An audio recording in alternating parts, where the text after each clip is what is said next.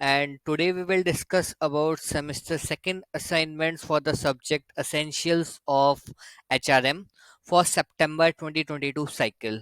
So guys, first of all, I just want to clear this thing that this is applicable for September cycle, and September cycle is not a regular cycle. The regular cycle is the June cycle and the December cycle.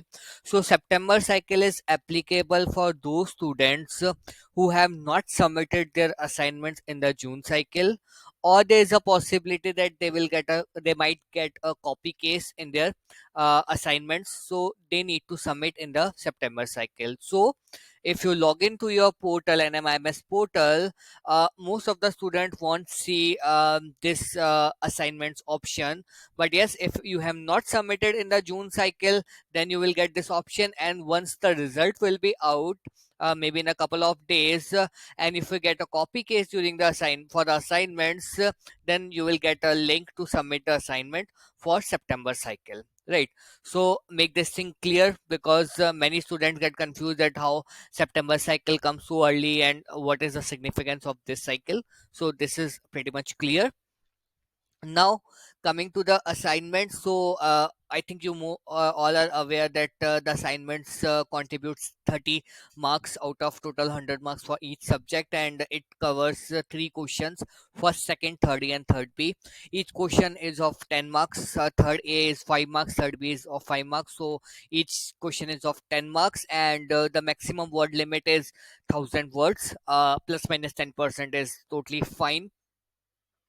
Another two important aspects which I just want to revise, that you should not come under the plagiarism. So plagiarism means if you get some content, and if you are referring to some content, maybe from internet or maybe from NMIMS books or PPTs, then you need to write or jot down everything in your own words. And if you directly copy paste it from somewhere, then it will fall under plagiarism, and you will get the 0 marks. Maximum 20% plagiarism is allowed, but try to stick to 10%, maximum 10 or 15%. How to check the plagiarism, and how to sort out the issue of plagiarism, I have already shared the videos earlier for this part. Second thing is the copy case. If you have completed your assignment, and post that you think that you have uploaded your assignment, and now you can share it with your colleagues or any of your friends, and don't do this thing, because if he or she will upload the same assignment on the portal, and at the time of results, checking the assignments, you both will have the same assignment, then you both will get the 0 marks. It doesn't matter that you have uploaded first, or your counterpart or your friend has uploaded on the second, or maybe on the first number, right? So make sure you should not share your assignments with your colleagues, or with your friends. Yes, after the results will be out, or the last date is over for the assignment submission, then you can freely share. You are free to share your assignments, right? So these are the few basic which I just need to cover and revise for each of the assignments. It's important that you should keep all these points in your mind. So coming back to our assignment stuff for the essentials of HRM. So let's start with each of the question one by one, and see which pages you need to refer, what content you need to refer for each particular question, right? The very first question is: explain how managers can improve the effectiveness of external recruitment, right? So we need to talk about the recruitment. We need to talk about the two things: internal recruitment and external recruitment. Then we comes around the external recruitment, and after that we will cover the effectiveness, right? So let's see one by one. So first of all, we need to cover the page number 83. So going to the book, going to the page number 83. So first of all, we just need to give an introduction that okay, what is recruitment all about. I think when you are just going to the book, there are two aspects which will be covered: recruitment and selection. You should be clear with the differences. Here we are covering the recruitment part, so you just need to just read this content and just try to formulate the sentences in your own words. It's simply you can write the recruitment. Next part is meaning and definition. That's not a mandate, and if you're writing the definition, then you can just directly write. It won't come under the plagiarism, right? Because if you see, according to Edwin B. Philopes, pause. Recruitment is a process of searching for the prospective employees and stimulating them to apply for the jobs in the organization. According to Yoder, recruitment is the process to discover the sources of manpower to meet the requirements of the selecting schedule and to employ the effective measures for attracting the manpower in adequate numbers to facilitate the effective selection of an efficient workforce. And some other people have also given the definition, and definitely you won't formulate these definitions in your own words, because these are given by some persons, or maybe some philosophers, or maybe some scientists, or maybe some renowned people. So if you're writing those lines, then it's totally fine. Don't worry that it will fall under plagiarism or not, right? So while checking the plagiarism, you can skip this part, or maybe you can just delete while doing the process of plagiarism check, right? Then coming to the next part on page number 85, it's coming as the purpose and importance. Again, it's not a mandate, but yes, it's good. If you are covering the recruitment, it's good to give a brief about the importance, its purpose, all about the recruitment. Maybe you can just skip this part, but being it's a 1,000 words, so if you are cut short, if you are having lesser words, then definitely you can add these pointers. Then next is 85 4.2.3, factors influencing. Again, it covers the two things: one is the internal factors and second is the external factors. And then comes as the 87 page number, it's 4.2.4. This is the most important, and this is what is being asked in the question, right? So if you talk about the sources, there are two sources: one is internal sources and second is external sources. Again, you can give a brief that what are the internal sources. In internal sources, there are certain internal promotions, there are certain transfers, internal job postings, there are few former employees who have left the company and joining back again, some internal references or the recommendation. These comes under the internal sources. It's not mandate to write all, or maybe you can just write one or two liners for each of the topics, right? So that will cover around 80 to 100 words. The next part comes as the external sources. This is the main which is being asked in the question, that what are the external sources. Then how the managers manage these things, like management consultants, these are the third party. Public advertisements, these which are posted on the internet, on newspapers or some job portals or some other websites. Next is the campus recruitment while going to some colleges and recruiting in bulk. The next is deputation personnel, who can hire, who are sent by the deputation by some government or maybe some other financial institutions. Professional or trade associates, public and private employment agencies, executive search firms, like there's some third party firms which are for the higher management positions. Then special events, some special job fairs or maybe some special organization, certain events which are being organized. Then vocational guidance, counselors, some trainings, and self-initiated walk-ins and write-ins, and computer databases. So these are the few. You can just add others like corporate talent networks, social sourcing, modern employment brand, application tracking system (ATS), other innovative services, right? So these all you need to cover. So this is being asked in the question, and definitely there's so much content which you can write. So if you write 4 to 5 lines for each of the part, then you can easily cover almost 900 to 1,000 words, right? So this is the first question, pretty much straightforward, pretty much clear. Now, going to the second question, describe some of the actions that a firm might take to implement a HRP, which is human resource planning, where it has a strategy of growth, stability, and reduction, respectively. So basically, here two things which is being asked. One is about the HRP, so you should be clear what is HRP. You need to write, discuss about the HRP plan. Then next is how the HRP strategy works if there is growth is being required, there's a stable thing going on in the organization, or reduction. So if you talk about two things, the very first one and the third one, growth and the reduction. So growth means when you are having less manpower and you want to hire more people to because you are getting more work, and being based on your goodwill, you are getting more clients, and you are having means earlier you were having 3 or 4 projects, now you are having hundreds of projects and you require more and more manpower. So how HRP strategy works in that case. And the second is the reduction phase. Reduction phase means when you have hired so many of surplus manpower, and earlier your business was going very good, but maybe the best example is COVID. In COVID, many of the manpower got fired and from their company because they were not having the expenses to bear for those extra employees. So, reduction phase, we need to cover two things in the HRP plan. So, let's see what needs to be written, which pages to be referred from the book. So, first of all, need to refer page number 24. So, going to the page number 24. So, first of all, you can just write a brief about what is HRP, what is the process of human resource planning. You can give a brief. Again, you can write the definition as per your requirement, or you can skip this part. Then next is page number 27. Again, objectives not mandate, but yes, you can write 2 or 3 lines if you are having less words. Objectives of HRP. Then coming to the page number 41.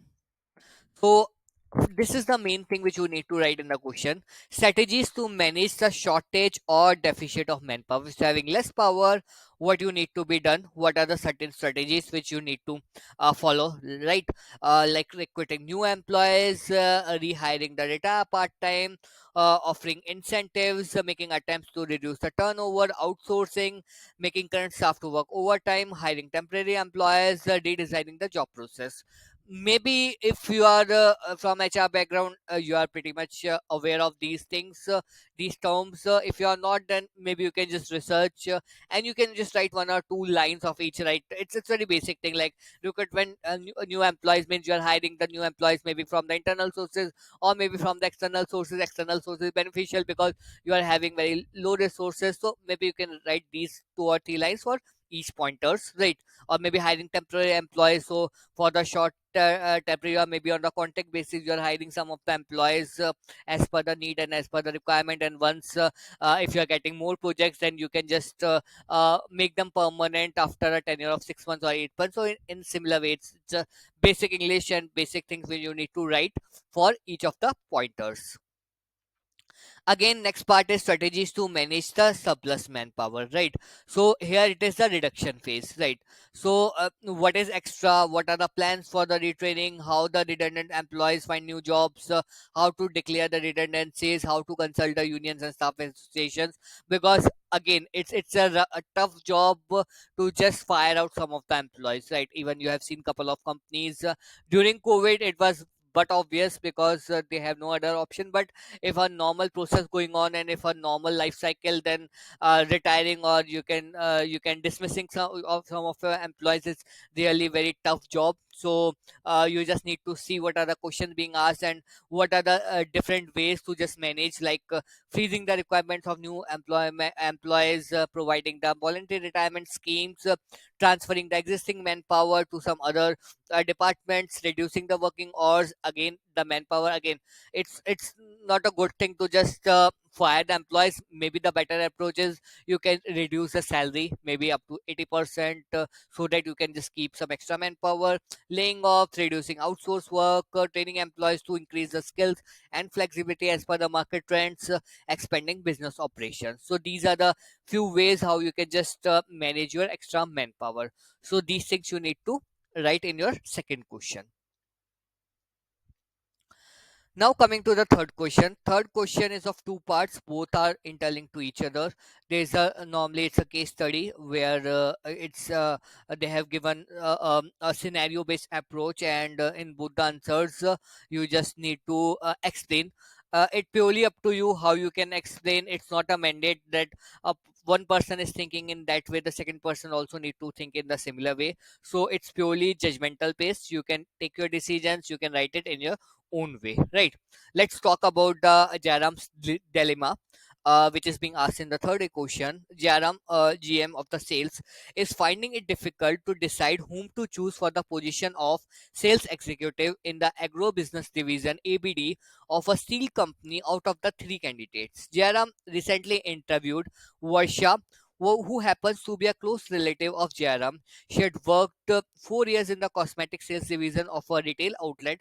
Only concern from Jaram's side is that Varsha is extremely ambitious and she can come out as too sophisticated and arrogant for the dealers of ABD. That's one, Vaisha. The second is Ritika. Ritika is working in the AB division as a non-managerial staff since the last 7 years. She is now 26 years old. She is entered into the company when she was 19. Through a policy of extended employees to the employees wards, she pursued her study along with the job and completed both the graduation and MBA last year. She got double increment as an acknowledgement towards her good work for the division. JRM concern about Ritika is that she is too much shy for the job who require aggressive selling attitude.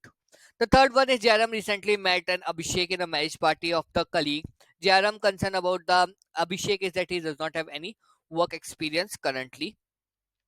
Jairam can hire only one person. Whom should he hire and why? Right. So there are three people. The first one is Varsha.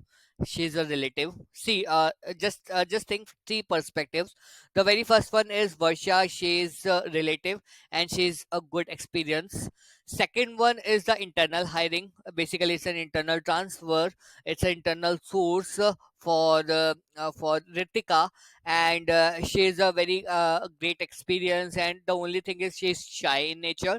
The third one is Abhishek, who is having no work experience. So you can choose any one of these. Maybe you can just choose Varsha, stating that yeah, Varsha is very good into the she is into the sales division. See, I'm just telling you the pros and cons. Maybe firstly we cover what needs to be written, and after that I can just explain that you can choose any one of these. I can just give a pros and cons of each of the three persons.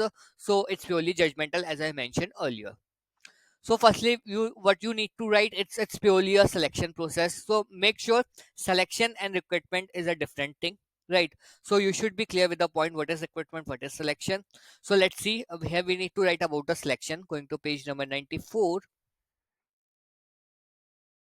So you just need to give a brief about the selection according to few people who have given the definitions. You can just write it that way. One important thing which I need to mention before writing down the answer, although it's not required in the question or in the answer, but just go through this point, difference between the recruitment and selection, so that you will get an understanding that what is the difference between the recruitment and the selection process, as both seems to be a similar thing. So it's a searching process, and it's just choosing the best candidate out of the group of selected people, right? So it is basically recruitment is choosing from the large pool, maybe 100, 200, maybe 1,000 people, and selection is cut shorting. Maybe you have recruited out of 1,000, you like 10 people, and there's only one or two positions. So out of 10, how you choose one or two people? This is about the selection. So here we are talking about the selections, right? Not the recruitments.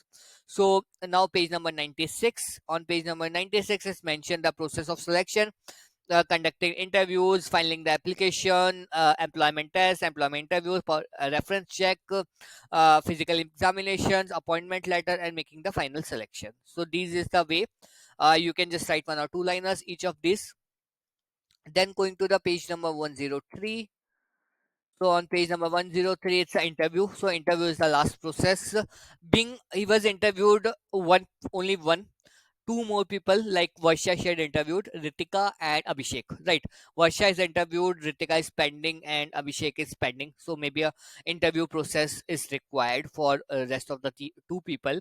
And the last one is going to the page number 105. So it's an effective. No, it's not effective. Sorry, going to the yeah, it's a selection in India, right? So in India, how the selection will be done, you can give a brief, not a mandate, but yes, you can write it down as per your needs, right? So now coming to the actual story, like whom should he hire? Right. The very first one is Varsha. The best part of Varsha is she's from the sales division. She is having the great experience into the sales, so she might be the best fit because although she's ambitious, but yes, his arrogance can be dealt easily with the proper training and the mentoring. So might be she's the right fit, right? So maybe you can just use Varsha as a person to be hired. Second is Ritika. The best part of Ritika is that she's into that particular company.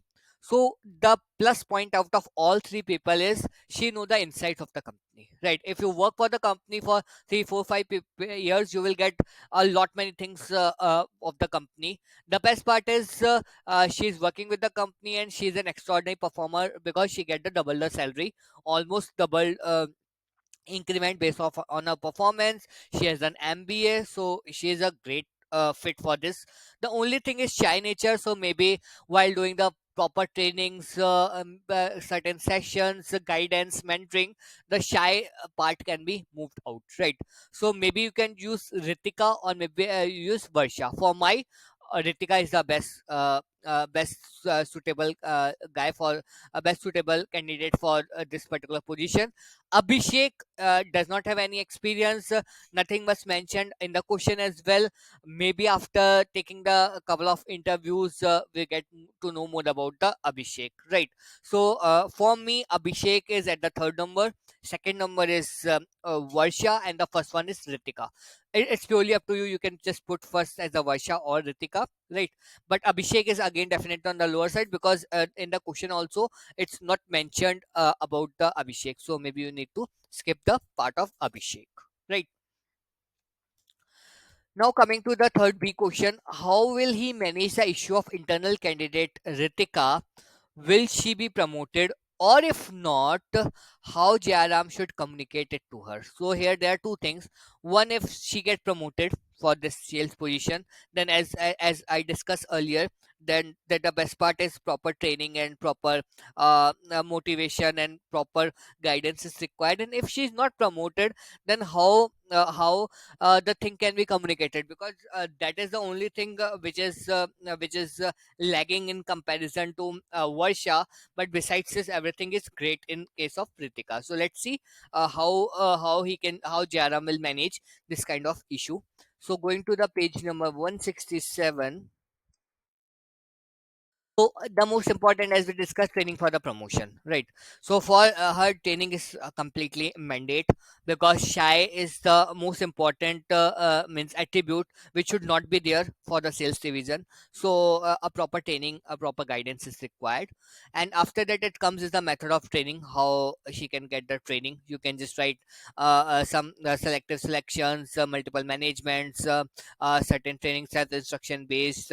So maybe you can just write in reference to the question. And the last comes is as a 269. Why I have covered this reward system? Because if she is not promoted, then definitely how we can just manage the best candidate. Because if you are not giving her promotion, she is doing a great job, then definitely she will resign very soon and it will be a loss for the organization. So here you need to specify a little bit about the reward system, maybe in the monetary way or maybe in the non-monetary way, so that she will feel to be a part of this firm. And there are some other benefits. And here there's one thing which is being covered, it's dry promotions, right? So dry promotion is the one thing where maybe you can just pull him for the next role, and you are not rewarding him with some incentive one benefit. So maybe this thing can also be done. So reward system is an important thing. You can write at least 100 words or 70 to 80 words for this third question, right? So that's why I have covered this reward system, right? So in third question we need to cover these steps. If promoted, then how the things will be managed. If not promoted, how the things will be managed, how JRM will manage the Ritika's case. So this is all which we have covered for the essentials of HRM, for the assignments. And if you have any issue or any doubt, any challenge, anything you want to discuss, feel free to just connect to me at njsc.mb@gmail.com. If you like this video, do like, do subscribe, and stay connected for further videos. Thank you so much.